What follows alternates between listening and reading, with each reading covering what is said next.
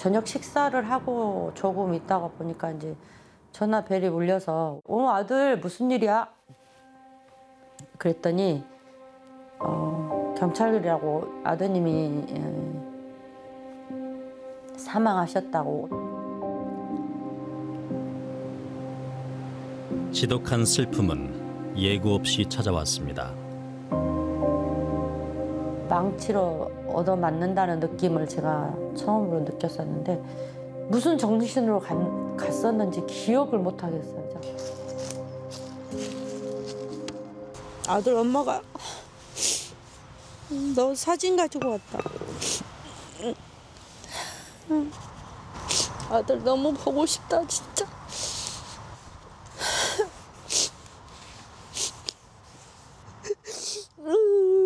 내 새끼, 내 새끼 불쌍해서 어떡해.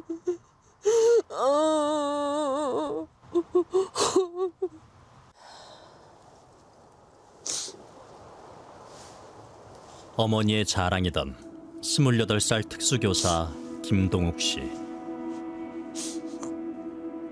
너 이렇게 됐다고 할머니한테 말도 못했는데 어떻게 할까? 우리 아들 어떻게 할까? 아들 어떻게 할까?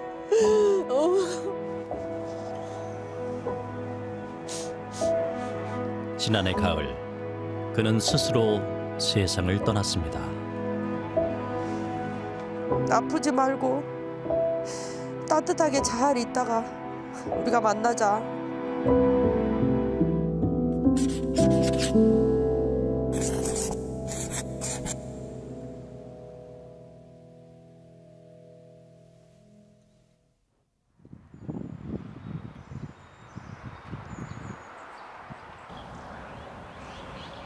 고 김동욱 교사의 어머니가 근무하는 학교. 그녀는 지난해 이 학교 교장 선생님으로 부임했습니다. 교사인 어머니를 보며 김동욱 씨는 교직 생활을 꿈꿔왔다고 합니다. 임용을 어렵게 합격을 해가지고 즐겁고 고맙고 엄마를 고생시키지 않아줘서 너무 고맙다는 생각을 많이 들었었는데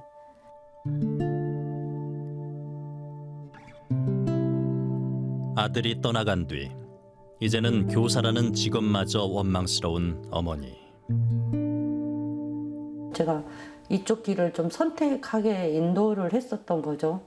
거기에 대한 죄책감이 상당히 많죠, 제가. 하루에도 수십 번 마음을 다잡아 보지만 문득 아들의 모습이 떠오릅니다. 순간순간에 생각하는 시간은 많이 있지만 그래도 최대한 잘 보내보려고 이제 노력을 하고 있거든요. 잊혀지지 않는 아들이지만 그래도 어떻게 해서 잘 보내줘 볼까. 28 특수교사 김동욱 씨에게 대체 무슨 일이 있었던 걸까?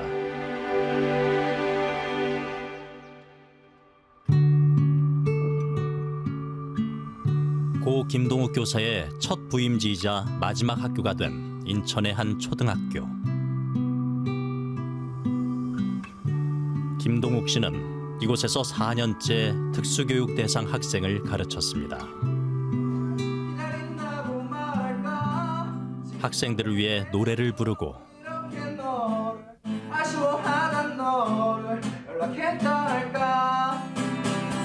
자, 안녕. 빅살이 났다.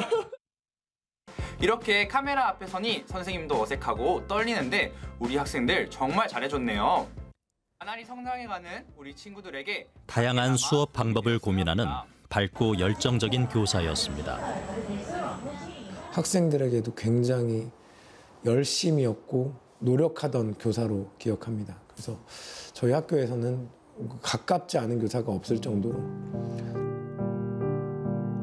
그러던 김동욱 교사가 지난해 10월 24일 스스로 생을 마감했습니다.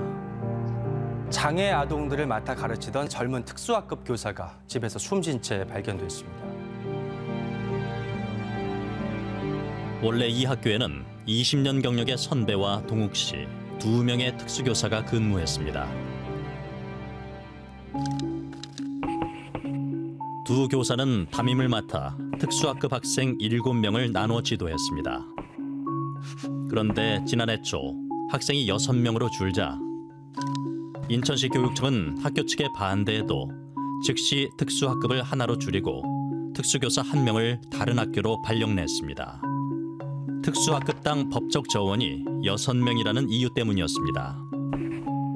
그런데 새 학기가 시작하며 학생은 8명까지 늘었습니다.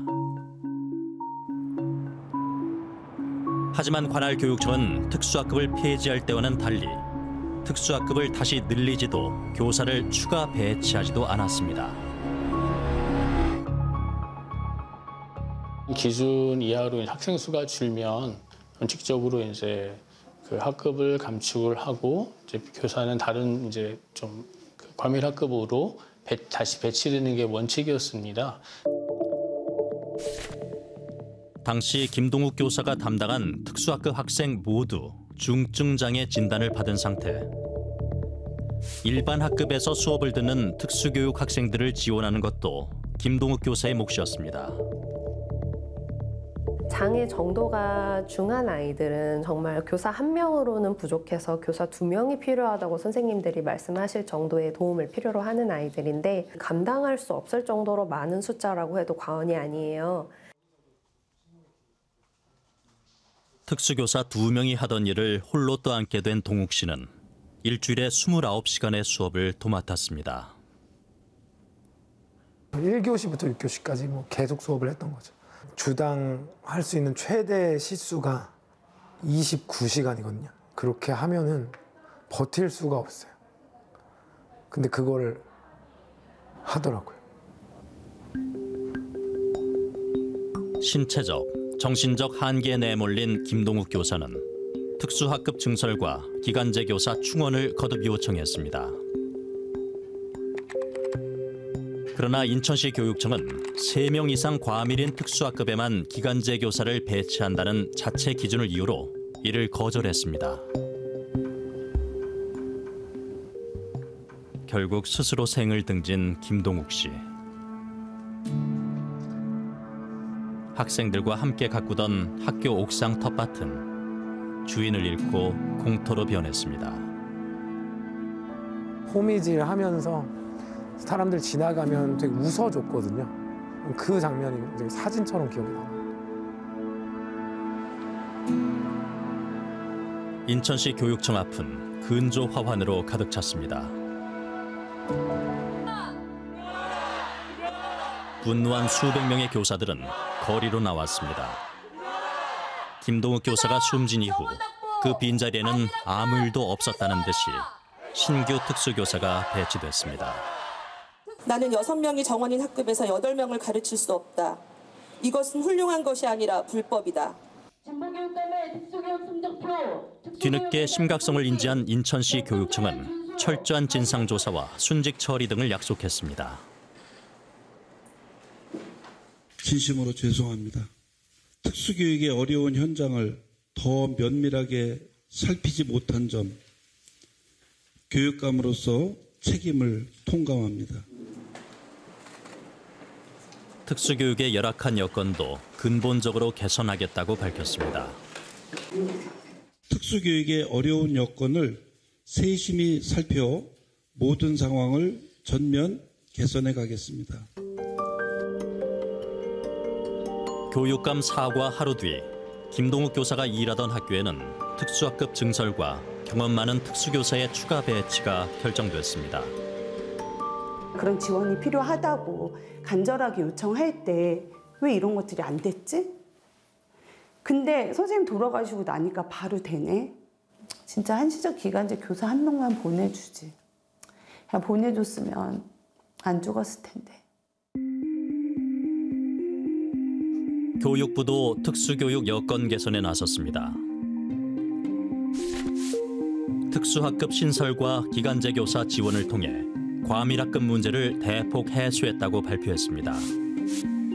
전국적으로 10.1%에 달하던 과밀 특수학급 비율은 3.8%로 줄였고 특히 문제가 심각했던 제주, 인천 지역 교육 여건을 눈에 띄게 개선했다고 밝혔습니다. 정말 교육 현장은 달라졌을까? 인천의 한 초등학교에 근무하는 특수교사 정가희 씨. 정교사의 학교는 특수학급 학생 19명이 재학 중입니다. 법적 정원에 따라 필요한 특수학급 수는 4개지만 현재 2학급만 운영되고 있습니다. 과밀 상황들이 계속되고 있음에도 불구하고 매번 이제 학급을 만드는 데 있어서 우선순위에서 좀 밀리는. 인천시 교육청은 대신 한시적 기간제 교사 2명을 추가 배치했습니다. 이 때문에 교실 하나를 임시 칸막이로 나눈 한 교실 2학급이 운영되고 있습니다. 파티션이라도 좀 세우자 이렇게 해서 지금은 중간에 교사 한 명은 앞쪽에서 수업하고 교사 한 명은 또 뒤쪽에서 수업할 때 간이 파티션을 중간에 이렇게. 피해는 고스란히 학생들의 몫입니다. 어느 순간 이제 자극에 대한 각성 정도가 매우 높아지는 경우가 있습니다. 목소리가 겹치고 서로의 교육 활동 자체에 뭐 시각적인 부분에서의 방해 자극이 매우 서로 나타나니까요. 이 같은 과밀학급은 인천과 제주 지역에서만 각각 25곳과 52곳이 있는 것으로 파악됐습니다. 그걸 과밀이 해소되었다고 말할 수는 없는 거거든요. 장애 유형 그리고 장애 특성에 따른 공간이 사실 충분히 확보가 되어야 하고, 그래서 사실 특수교육법에도 특수학교의 교실의 크기를 66제곱미터 이상으로 할 것을 명시하고 있어요. 하지만 교육당국은 과밀학급 문제가 모두 해소된 것으로 발표했습니다. 이 공간 부족은 단기간에 해결할 수 없어서 교육부에서는 이제 협력교사를 배치를 하게 되면 그것도 이제 과밀학급의 해소 대책의 하나로 이제 인정을 좀 하고 과밀학급이 해소됐다. 특수교육의 열악한 현실은 특정 학교와 교육청만의 일이 아닙니다. 특수교사 김현숙 씨, 야근은 일상이라고 말합니다. 과밀학급인 것도 문제지만 최근 한 달간 처리한 공문 수만 41건에 달합니다. 각종 물품 구입부터 지원 인력 채용과 임금 계산까지 모두 특수교사의 몫입니다. 특수라는 글자가 붙은 것이나 아니면 장애라는 글자가 붙은 공문은 다 일단 저한테 오거든요. 어떤 행정적인 업무를 처리하고 이런 것들도 다 거의 특수교사의 몫이고. 특수교사를 대상으로 한 설문조사 결과 특수교사가 한 해 동안 처리한 공문 수가 200개가 넘는다는 응답 비율이 64%가 넘었습니다. 일반 교사 중 가장 행정 업무가 많다는 교무부장의 43%만 200개가 넘는다는 응답과 대조적인 결과입니다.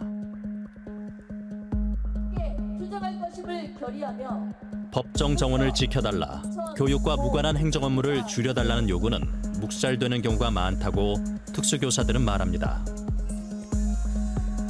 교단을 떠나는 특수교사도 점차 늘고 있습니다. 특수 선생님들 중에서 점점 더 열심히 하시는 분들이 그만두시는 것 같아요. 그러니까 어느 순간에 딱 소진이 오시고 저도 사실 고민을 쭉 하고 있는 것 같아요. 언제까지 내가 이 일을 이렇게 열정적으로 할 수 있을까? 김동욱 교사의 죽음을 둘러싼 진상규명을 논의하기 위해 모인 자리. 김동욱 선생님의 진상조사의 결과를 2월 달에 마침표를 찍겠다 약속을 했어요. 그리고 추후에 또 안 되니까 또 4월까지 넘겨서 했는데, 진상조사와 별도로 특별감사도 실시하겠습니다 했는데요. 이것도 안 지켜주고 지금 특별감사라는 말 자체가 쏙 들어갔어요. 과밀 업무에 대한 부분도 여러 가지 안을 내세우고 있지만 실제로는 수박 겉핥기밖에 안 되고 있어요.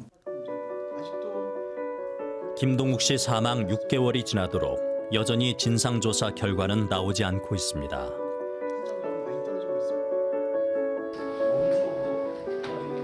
인천시 교육청이 시민단체 등과 특수교육 개선 방안에 합의했다며 홍보하는 것과는 상반된 행보입니다. 서둘러서 만들어낸 합의문이 공문으로 각 기관에 뿌려지고 그게 얼마나 진정성 있게 정책으로 녹아날지 의문이었어요. 명확하게 진상이 규명이 되고 거기에 따른 원인이 나오고 근본적인 원인이 무엇인지를 명확하게 알아야지 이게 진짜 정책에 그대로 들어가는 거거든요. 인천시 교육청이 김동욱 교사의 간절한 요청을 내부 기준을 이유로 외면한 것도 의문입니다. 당시 추가 발령이 가능한 기간제 특수교사가 95명이나 있었다는 사실이 뒤늦게 드러났기 때문입니다. 한시적 기간제 교사를 지원해달라고 분명하게 요청을 했었습니다. 그런데도 번번이 이제 좌절이 됐던 거죠. 동욱 씨를 가장 지치고 외롭게 한 건 무엇이었을까? 왜 이 학교만 자꾸 이런 말이 나오냐? 이 상황의 열악함이 실제적인 객관적인 열악함이 아니라 교사의 어떤 자질 부족이다라는 식으로 마지막에는 제가 죽으면 바뀔까요? 이런 말까지 하더라고요. 지난해 인천시 교육청에서 특수교육 업무를 담당했던 장학사를 설득 끝에 어렵게 만났습니다. 기간제 특수교사 배치 업무를 담당했던 경험으로 비춰봐도 당시 교육청의 내부 기준에는 의문점이 남는다고 말합니다.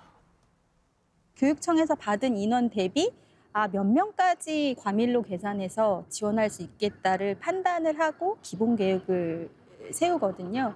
그러고 나서 이제 지원을 했는데 실제로 인원이 좀 남는다. 그러면 이제 학기 중간중간에 이제 과밀이 되거나 뭐 그런 경우에 이제 추가 배치를 하는데 단순히 인원뿐만이 아니고 장애 정도나 여러 가지 요인들을 좀 고려를 해서 남아있는 인원 내에서는 계획을 세워서 지원할 수 있었을 것이라고 생각을 해요. 어떤 과정으로 그 기준이 세워졌는지를 좀 들여다봐야 되지 않을까 그런 생각이 들어요. 유가족은 이 같은 의문점을 풀기 위해 김동욱 교사가 교육청 관계자와 나눈 업무용 메신저 내용을 조사해달라고 교육청 측에 거듭 요청했습니다. 업무를 수행한 내용뿐만 아니라 고충과 관련된 부분도 좀 남아있을 개연성이 높다라고 생각하고 있습니다. 또 진상규명의 핵심 쟁점 중에 하나일 텐데 이 메신저의 내용은 그 상대방의 동의가 있지 않는 한 좀 열어보기 어렵다라는 입장이어서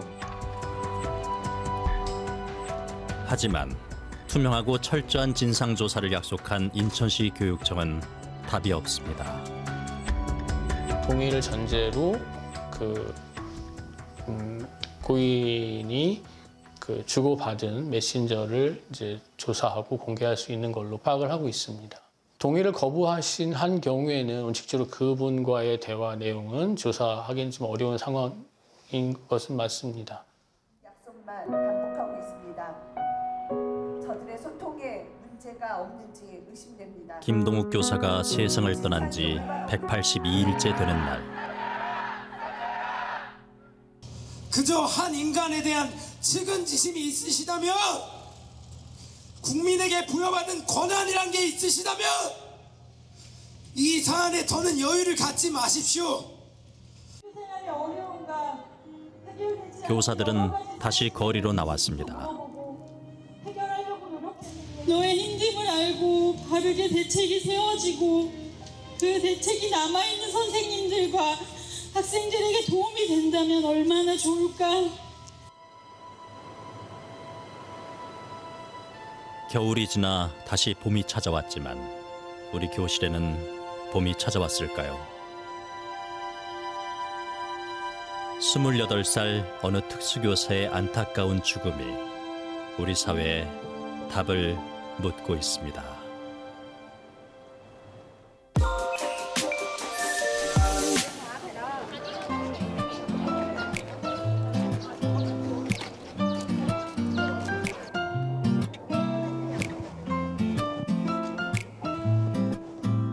벚꽃이 만개한 서울 여의도. 동성이 길에 마주치면 기싸움, 이성이 길에 마주치면 연인과 친구와 가족과 화사한 사진으로 추억을 남깁니다. 사로잡는 사람이 있다 하면 그래도 도도 한짝. 이렇게 찍은 사진들 그림으로 다시 태어나고 있습니다. 사람들을 애니메이션 속 주인공으로 바꾸는데 손동작 몇 번이면 충분합니다. 그냥 친구들이랑 찍은 셀카 사진 위주로 해봤거든요. 신기했어요. 왜냐하면 그 몇 초 사이에 바로 그림으로 그린다는 게 좀 말이 안 되잖아요. 지브리만의 어떤 그런 고유의 느낌이라든지 아니면 색감이나 좀 그림체가 이제 완벽하게 똑같이 재현이 되는 것 같아서 그런 점이 좀 신기했던 것 같습니다. 세계적으로 사랑받는 일본의 지브리 애니메이션. 미야자키 하야오 감독이 워낙 거장이시기도 하고요. 그리고 일본의 2D 애니메이션 시장에서는 가장 독보적인 위치를 차지하고 있는 분인데 지브리가 그 역할을 굉장히 많이 했죠. AI가 이 거장의 스타일을 순식간에 흉내내는 겁니다. 작가 입장에서는 거부감이 드는 수밖에 없거든요. 갖은 논란에도 확산 속도는 더 빨라지고 있습니다. I think the last time we said was 500 million weekly actives, and it is growing very rapidly. 호기심 속 단순한 유행일까? 아니면 우리에게 찾아온 기회일까?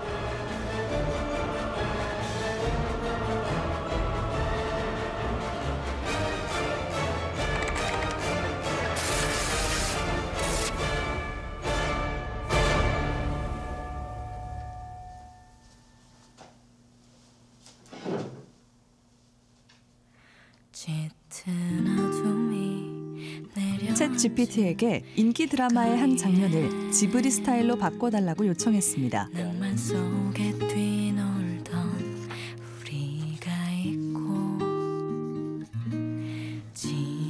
1분여 만에 인물과 구도까지 비슷한 그림이 완성됩니다.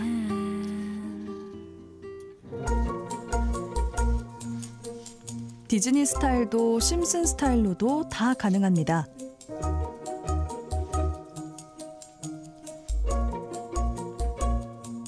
마치 애니메이션 작가가 된 듯한 착각에 빠질 정도입니다.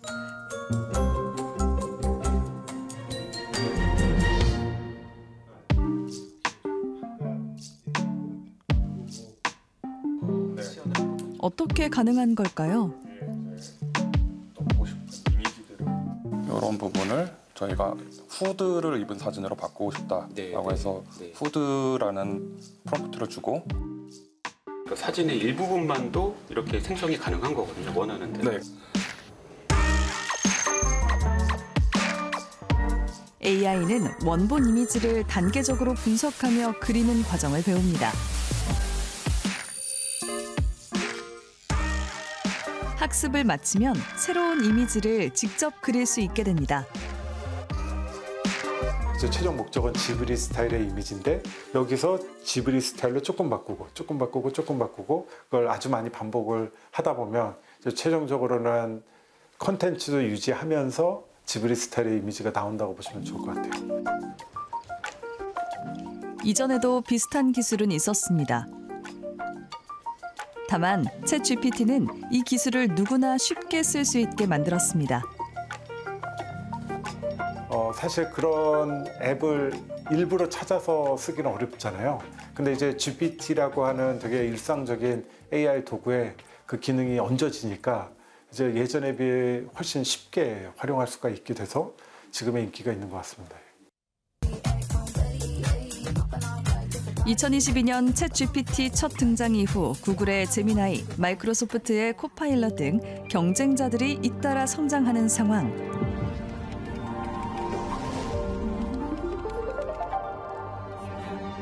오픈 AI도 챗 GPT의 한 단계 도약을 선언합니다. You know, it's a model of not just language, but images, audio, all modalities in and out. It understands them, it can generate them. 인간의 언어는 물론 이미지와 비디오, 오디오 등 다양한 유형의 데이터를 이해하고 처리하는 AI로 진보했다는 겁니다.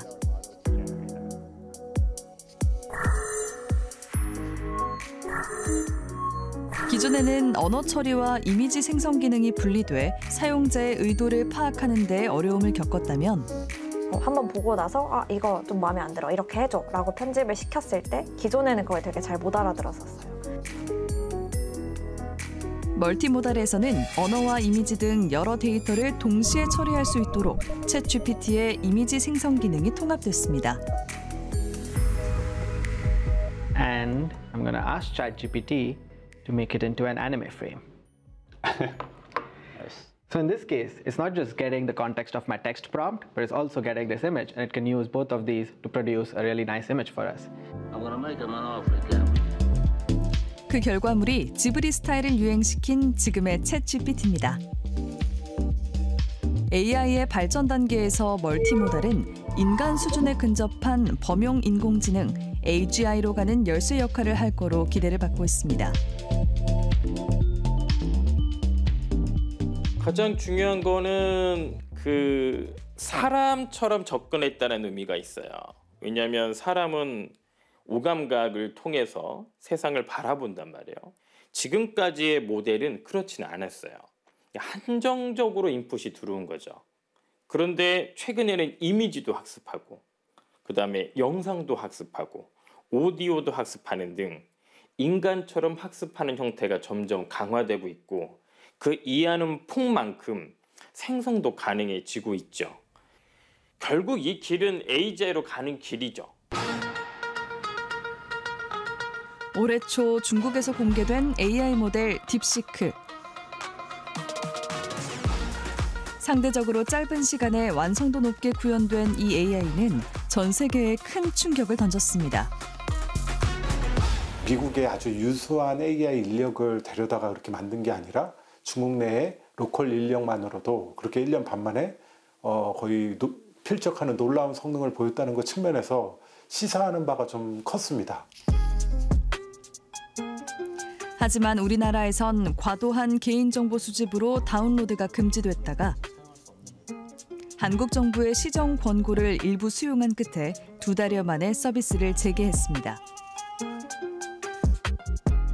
키보드를 입력하는 패턴을 수집하는 것은 굉장히 낯선 데이터이거든요. 그러니까 보통 우리가 데이터를 수집한다는 것은 서비스의 품질을 높이기 위한 목적이에요. 그런데 키보드 입력하는 패턴은 품질과 무슨 관계가 있지? 라는 질문이 당연히 나오는 거죠. 이미지 생성으로 큰 인기를 끌고 있는 챗GPT에는 문제가 없을까? Like at first glance, this looks like IP theft. Like, you guys don't have a deal with the Peanuts estate? I will say that I think the creative spirit of humanity is an incredibly important thing. And we want to build tools that lift that up. 저작권법 전문가인 최승재 교수. 일반 이용자가 자신의 사진을 지브리 스타일로 바꾸는 것은 문제가 없다고 말합니다.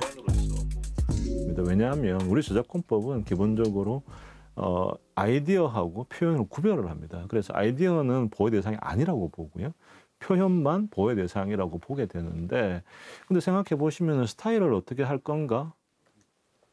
사실 스타일은 전형적으로 아이디어의 영역입니다. 예를 들면 이제 제가 한강 작가를 좋아해서 한강 작가의 그 문체로 글을 쓰는 거는 이제 침해가 아닌 거군요. 그렇죠. 하지만 이 저작권 AI 업체에 적용하면 얘기가 달라집니다. 허락 없이 원작을 학습했을 경우 저작권 침해 소지가 있다는 겁니다. 동의를 받고 이용 허락을 받고 아니면 어떤 승인을 받아서 했다 그러면 그건 뭐 당연히 이용 허락이 됐기 때문에 권리 처리가 우리 됐다고 하거든요. 만약에 권리 처리가 되지 않은 데이터를 썼다, 그건 우리가 좀 봐야 되겠죠. 이와 관련해 일본 지브리 본사에 문의했더니 특별한 대응 계획은 없다는 짧은 답을 보내왔습니다. 그런데 저작권 논란은 이미지 생성만의 문제가 아니었습니다. 챗GPT 제작사인 오픈AI는 2023년 뉴욕타임스로부터 저작권 침해 소송을 당했습니다. 네, 미국 뉴욕타임스가 언론사로는 처음으로 인공지능 기업들과 저작권 소송을 시작했습니다. 뉴욕타임스는 오픈AI가 무단으로 자사의 기사를 이용해 AI 모델을 훈련하는 등 저작권을 침해했다고 주장합니다. 우리는 5,000명 정도의 직원들이 밤낮으로 여러 전문가들을 고용해서 심지어 전쟁 현장까지 가가지고 취재를 하고, 그런데 그 기사를 만들기 위해서 한 그 노력을 데이터라는 이름으로 정리를 해서 그냥 써도 아무런 대가를 주지 않아도 된다? 그럼 앞으로 우리는 어떻게 해야 되지? 이게 뉴욕타임즈의 질문입니다. 반면 저작권자의 허가를 구하지 않고 제한적으로 이용할 수 있도록 한 공정 이용의 범주에 있다는 게 오픈AI의 입장입니다. 2001st is certainly not going to help you much. We wanted to pay the New York Times a lot of money to display their content. We were as surprised as anybody else to read that they were suing us in the New York Times. 이를 의식한 것일까? 뉴욕타임스와 소송 중인 오픈AI는 워싱턴 포스트 등 미국 내 20여 개 언론사를 포함해 전 세계 160여 개 매체와 콘텐츠 사용 계약을 맺었습니다.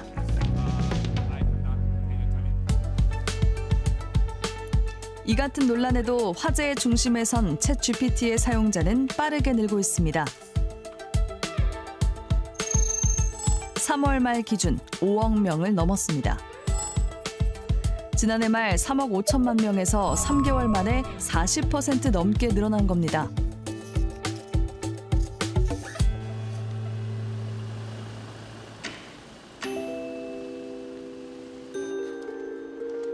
사람을 닮아간다는 건 사람을 대체할 수도 있다는 것. 논란도 여전하지만 AI 활용 영역은 확대되고 있습니다.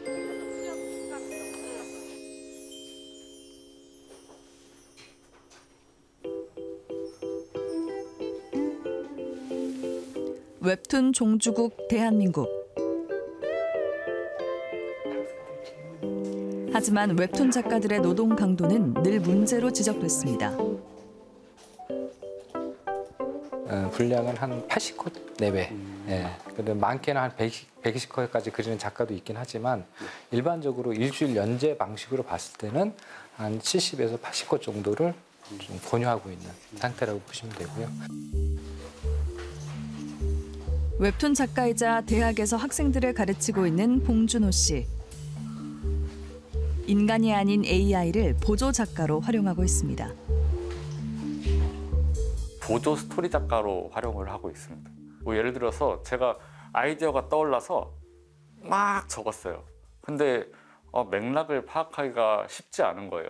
이걸 컨트롤 CV를 해서 딱 보여줘 놓고 이거 요약해줘. 그 맥락을 조금 정리해 줄래?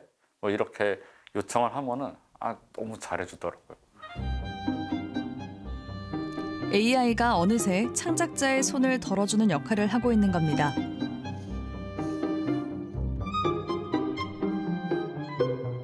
작가들 입장에서는 일주일 동안 스토리를 짜고 콘트를 짜고 선호하고 채색하고 다음에 연출하고 이런 과정들이 시간이 굉장히 촉박한 편입니다. 그렇다고 했을 때 마치 우리가 다양한 기술들이 있으면 그 기술을 활용하듯이 기술적인 측면으로 접근을 한다면 작가들 입장에서는 뭐 거부할 이유가 그렇게 많지 않다고 생각하고요. 네, 안녕하세요. 네, 안녕하세요. 네, 안녕하세요. 이미지 생성 기술로 수익을 내고 있는 국내의 한 스타트업.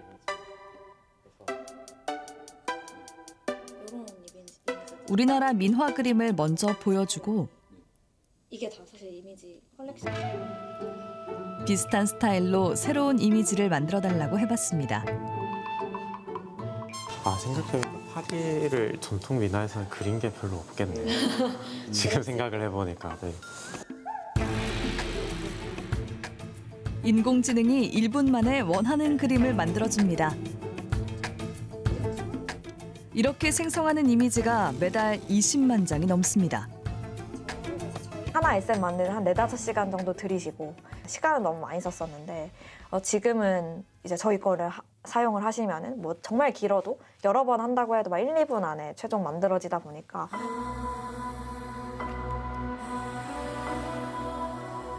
재미로 해본 지브리 스타일 이미지 변환.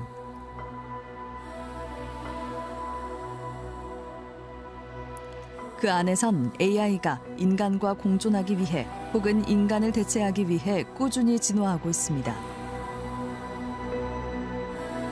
인공지능의 영향을 받지 않는 분야나 생활은 거의 없다고 판단을 합니다. 그리고 모든 직업이 다 인공지능의 영향을 받을 겁니다. 미국 스탠퍼드 대학이 최근 발표한 인공지능 보고서. 세계에서 주목할 만한 AI 모델 60여 개 중 한국에선 단 1개만 포함됐습니다. 또 한국의 AI 민간 투자는 13억 3천만 달러로 1년 새 6천만 달러가 줄면서 투자 규모 순위는 9위에서 11위로 떨어졌습니다. LG 엑사원, 네이버 하이퍼클로바 X 등 국내 기업도 경쟁적으로 AI 모델을 선보이고 있지만 한국이 다른 AI 경쟁국에 비해 뒤처지고 있다는 평가가 나오는 이유입니다.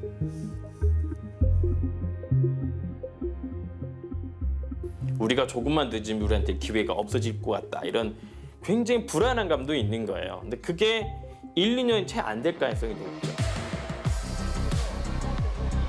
숨가쁜 AI 전쟁, 우리에게도 기회는 있습니다. AI 반도체 설계를 전문으로 하는 한국 스타트업. 최근 미국 기업 메타가 1조 2천억 원의 인수를 제안했습니다. AI에 특화된 반도체 설계 능력을 인정받은 겁니다.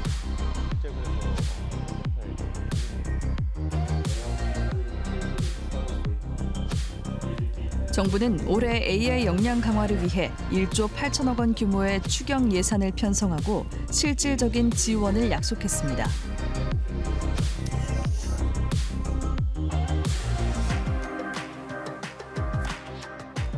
AI 3대 강국이 되기 위한 선택과 집중, 협력과 도전의 시간이 시작됐습니다.